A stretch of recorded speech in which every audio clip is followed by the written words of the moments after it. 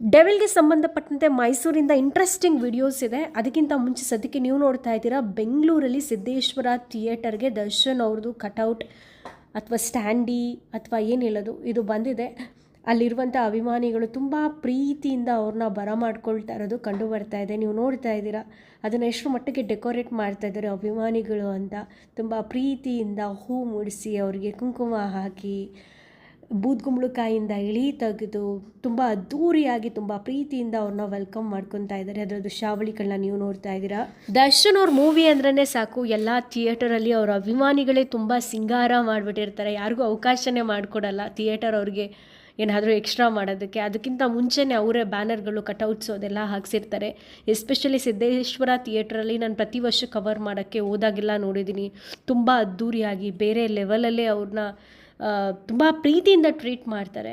ಈಗ ನೋಡ್ತಾ ಇದ್ದೀರಲ್ಲ ಇದು ಬಂದು ಮೈಸೂರಿಂದ ಆಯಿತಾ. ದಿನಗೂಲಿ ಕೆಲಸ ಮಾಡುವಂಥವ್ರು ಅವರು ಕೂಡ ದರ್ಶನ್ ಅವ್ರಿಗೆ ತುಂಬ ಪ್ರೀತಿ ಅಭಿಮಾನವನ್ನು ಕೊಡ್ತಾ ಇದ್ದಾರೆ, ಮೂವಿಗೆ ಸಪೋರ್ಟ್ ಮಾಡ್ತಾ ಇದ್ದಾರೆ. ಅದನ್ನು ನೀವು ನೋಡ್ತಾ ಇದ್ದೀರಾ. ಈ ವಿಡಿಯೋನೂ ಕೂಡ ಮೈಸೂರದೇ ಆಯಿತಾ. ದರ್ಶನ್ ಅವರ ಅಭಿಮಾನಿಗಳು ದರ್ಶನ್ ಅವರ ಹೆಸರಲ್ಲಿ ವೃದ್ಧಾಶ್ರಮದಲ್ಲಿ ಅನ್ನದಾನ ಮಾಡಿದ್ದಾರೆ. ಸರ್ಕಾರಿ ಶಾಲೆಗೆ ಹೋಗ್ಬಿಟ್ಟು ಅಲ್ಲಿರುವಂತಹ ಶಾಲಾ ಮಕ್ಕಳಿಗೆ ಯೂನಿಫಾರ್ಮ್ ಕೊಟ್ಟಿದ್ದಾರೆ.